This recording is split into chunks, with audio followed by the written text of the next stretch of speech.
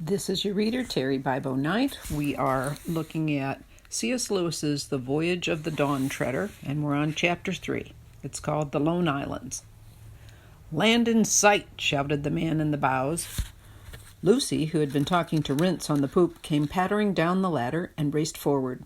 As she went, she was joined by Edmund, and they found Caspian, Drinian, and Reepicheep already on the forecastle. It was a coldish morning, the sky very pale and the sea very dark blue, with little white caps of foam, and there, a little way off on the starboard bow, was the nearest of the lone islands, Felamath, like a low green hill in the sea, and behind it, further off, the grey slopes of its sister Doorn. "Same old Felamath, same old Doorn," said Lucy, clapping her hands. "Oh, Edmund, how long it is since you and I saw them last."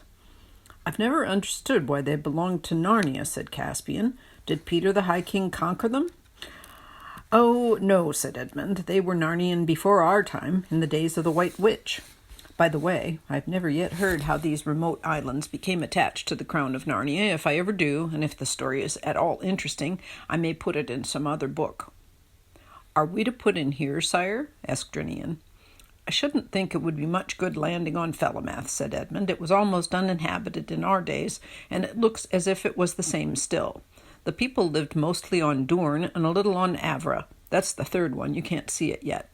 They only kept sheep on Felamath."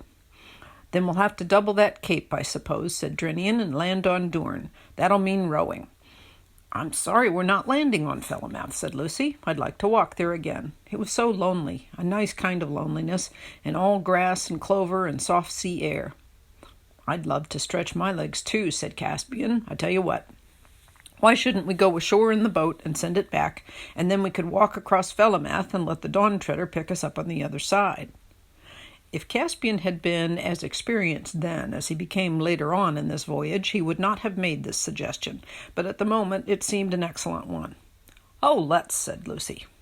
"You'll come, will you?" said Caspian to Eustace, who had come on deck with his hand bandaged. "Anything to get off this blasted boat," said Eustace.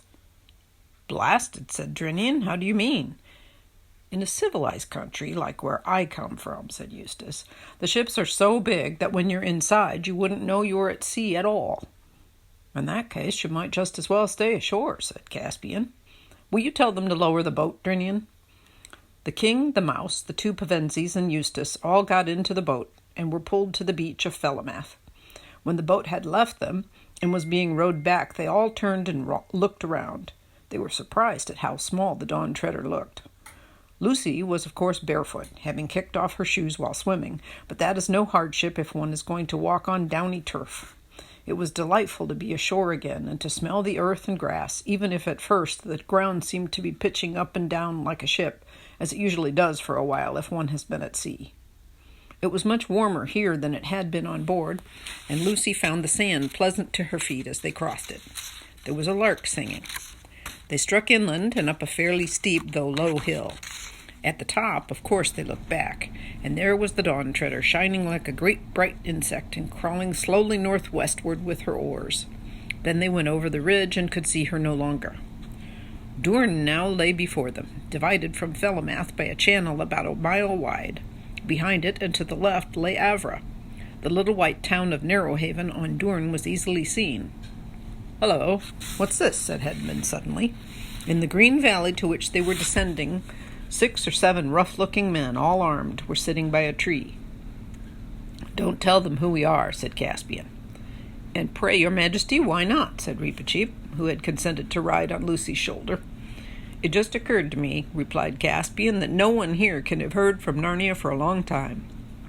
It's just possible they may not still acknowledge our overlordship, in which case it might not be quite safe to be known as the king."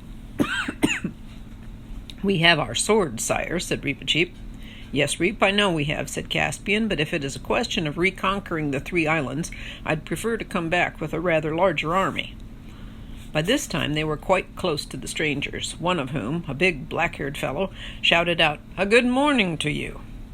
"And a good morning to you," said Caspian. "Is there still a governor of the Lone Islands?"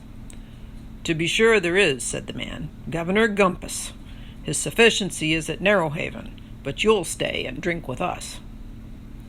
Caspian thanked him, though neither he nor the others much liked the look of their new acquaintance, and all of them sat down. But hardly had they raised their cups to their lips when the black-haired man nodded to his companions, and as quick as lightning, all the 5 visitors found themselves wrapped in strong arms. There was a moment's struggle, but all the advantages were on one side, and soon everyone was disarmed and had their hands tied behind their backs, except Reepicheep, writhing in his captor's grip and biting furiously. "Careful with that beast, Tax," said the leader. "Don't damage him. He'll fetch the best price of the lot, I shouldn't wonder." "Coward! Poltroon!" squeaked Reepicheep. "Give me my sword and free my paws if you dare." "Whew!" whistled the slave merchant, for that is what he was. "It can talk. Well, I never did. Blowed if I take less than 200 crescents for him." The Calorman crescent, which is the chief coin in those parts, is worth about 1/3 of a pound. "So that's what you are," said Caspian, "a kidnapper and slaver. I hope you're proud of it." "No, said the slaver. "Don't you start any jaw. The easier you take it, the pleasanter all round, see? I don't do this for fun. I got my living to make, same as anybody else." "Where will you take us?" asked Lucy, getting the words out with some difficulty. "Over to Narrowhaven," said the slaver, "for market day tomorrow." "Is there a British consul there?" asked Eustace. "Is there a witch?" said the man. But long before Eustace was tired of trying to explain, the slaver simply said, "Well, I've had enough of this jabber. The mouse is a fair treat, but this one would talk the hind leg off a donkey. Off we go, mates." Then the 4 human prisoners were roped together, not cruelly, but securely, and made to march down to the shore. Reepicheep was carried. He had stopped biting, on threat of having his mouth tied up, but he had a great deal to say, and Lucy really wondered how any man could bear to have the things said to him which were said to the slave-dealer by the mouse. But the slave-dealer, far from objecting, only said, "Go on," whenever Reepicheep paused for breath, occasionally adding, "It's as good as a play," or "Blimey, you can't almost help thinking it knows what it's saying," or "Was it one of you that trained it?" This so infuriated Reepicheep that in the end the number of things he thought of saying all at once nearly suffocated him, and he became silent. When they got down to the shore that looked towards Doorn, they found a little village and a longboat on the beach, and lying a little further out, a dirty, bedraggled-looking ship. "Now, youngsters," said the slave-dealer, "let's have no fuss, and then you'll have nothing to cry about. All aboard." At that moment, a fine-looking bearded man came out of one of the houses, an inn, I think, and said, "Well, Pug, more of your usual wares?" The slaver, whose name seemed to be Pug, bowed very low and said in a wheedling kind of voice, "Yes, please, your lordship." "How much do you want for that boy?" asked the other, pointing to Caspian. "Ah," said Pug, "I knew your lordship would pick on the best. No deceiving your lordship with anything second-rate. That boy, now, I've taken a fancy to him myself. Got kind of fond of him, I have. I'm that tender-hearted. I didn't ever ought to have taken up this job. Still, to a customer like your lordship, tell me your price, carrion," said the lord sternly. "Do you think I want to listen to the rigmarole of your filthy trade?" 300 crescents, my lord, to your honorable lordship, but to anyone else, I'll give you 150. "Oh, please, broke in Lucy, don't separate us, whatever you do. You don't know." But then she stopped, for she saw that Caspian didn't even now want to be known. 150, then," said the lord. "As for you, little maiden, I am sorry I cannot buy you all. Unrope my boy, Pug, and look, treat those others well while they are in your hands, or it'll be the worse for you." "Well," said Pug, "now who ever heard of a gentleman in my way of business who treated his stock better than what I do? Well, why, I treat 'em like my own children." "That's likely enough to be true," said the other grimly. The dreadful moment had now come. Caspian was untied, and his new master said, "This way, lad." And Lucy burst into tears, and Edmund looked very blank. But Caspian looked over his shoulder and said, "Cheer up. I'm sure it will all come right in the end. So long."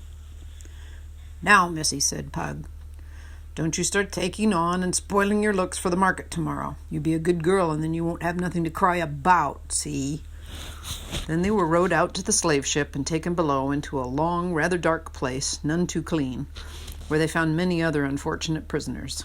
For Pug was, of course, a pirate, and had just returned from cruising among the islands and capturing what he could. The children didn't meet anyone whom they knew. The prisoners were mostly Galbians and Terebinthians. And there they sat in the straw and wondered what was happening to Caspian, and tried to stop Eustace talking as if everyone except himself was to blame. Meanwhile, Caspian was having a much more interesting time. The man who had bought him led him down a little lane between two of the village houses, and so out into an open place behind the village. Then he turned and faced him. "You needn't be afraid of me, boy," he said. "I'll treat you well. I bought you for your face. You reminded me of someone." "May I ask of whom, my lord?" said Caspian. "You remind me of my master, King Caspian of Narnia." Then Caspian decided to risk everything on one stroke. "My lord," he said, "I am your master. I am Caspian, King of Narnia." "You make very free," said the other. "How shall I know this is true?" "Firstly, by my face," said Caspian. "Secondly, because I know within 6 guesses who you are. You are one of those 7 lords of Narnia whom my uncle Mirez sent to sea, and whom I have come out to look for. Artkaz, Bern, Noctesian, Restamar, Mavramorn, or I've forgotten the other. And finally, if your lordship will give me a sword, I will prove on any man's body in clean battle that I am Caspian, the son of Caspian, lawful king of Narnia, lord of Cair Paravel, and emperor of the Lone Islands." "By heaven," exclaimed the man, "it is his majesty's voice and trick of speech, my liege." And there in the field he knelt and kissed the king's hand. "The moneys your lordship disbursed for our person will be made good from our own treasury," said Caspian. "They're not in Pug's purse yet, sire," said the Lord Byrne, for he it was, and never will be, I trust. "I have moved his sufficiency, the governor, 100 times to crush this vile traffic in man's flesh." "My Lord Byrne," said Caspian, "we must talk of the state of these islands. But first, what is your lordship's own story?" "Short enough, sire," said Byrne. "I came thus far with my 6 fellows, loved a girl of the islands, and felt I had had enough of the sea. And there was no purpose in returning to Narnia while your majesty's uncle held the reins. So I married and have lived here ever since." "And what is this governor, this Gumpus, like? Does he still acknowledge the king of Narnia for his lord?" "In words, yes. All is done in the king's name. But he would not be best pleased to find a real live king of Narnia coming in upon him. And if your majesty came before him alone and unarmed, well, he would not deny his allegiance, but he would pretend to disbelieve you. Your grace's life would be in danger. What following has your majesty in these waters?" "There is my ship, just rounding the point," said Caspian. "We are about 30 swords if it came to fighting. Shall we not have my ship in and fall upon Pug and free my friends whom he holds captive?" "Not by my counsel," said Byrne. "As soon as there was a fight, 2 or 3 ships would put out from Narrowhaven to rescue Pug. Your majesty must work by a show of more power than you really have, and by the terror of the king's name. It must not come to plain battle. Gumpus is a chicken-hearted man, and can be overawed." After a little more conversation, Caspian and Byrne walked down to the coast a little north of the village, and there Caspian winded his horn. This was not the great magic horn of Narnia, Queen Susan's horn. He had left that at home for his regent Trumpkin to use if any great need fell upon the land in his absence. Drinian, who was on the lookout for a signal, recognized the royal horn at once, and Dawn Treader began standing in to shore. Then the boat put off again, and in a few moments Caspian and the Lord Byrne were on deck explaining the situation to Drinian. He, just like Caspian, wanted to lay the Dawn Treader alongside the slave ship at once and board her, but Byrne made the same objection. "Steer straight down this channel, Captain," said Byrne, "and then round to Avra, where my own estates are. But first run up the king's banner, hang out all the shields, and send as many men to the fighting top as you can. And about 5 bowshots hence, when you get open sea on your port bow, run up a few signals." "Signals? To whom?" said Drinian. "Why, to all the other ships we haven't got, but which it might be well that Gumpus thinks we have." "I see," said Drinian, rubbing his hands, "and they'll read our signals. What shall I say? Whole fleet round the south of Avra and assemble at—" "Burnstead," said the Lord Byrne. "That'll do excellently. Their whole journey, if there were any ships, would be out of sight from Narrowhaven." Caspian was sorry for the others languishing in the hold of Pug's slave ship, but he could not help finding the rest of that day enjoyable. Late in the afternoon, for they had to do it all by oar, having turned to starboard round the northeast end of Doorn and port again, round the point of Avra, they entered into a good harbor on Avra's southern shore, where Byrne's pleasant lands sloped down to the water's edge. Burne's people, many of whom they saw working in the fields, were all free men, and it was a happy and prosperous fief. Here they all went ashore and were royally feasted in a low, pillared house overlooking the bay. Burne and his gracious wife and merry daughters made them good cheer. But after dark, Burne sent a messenger over by boat to Doorn to order some preparations. He did not say exactly what, for the following day. And that is the end of Chapter 3.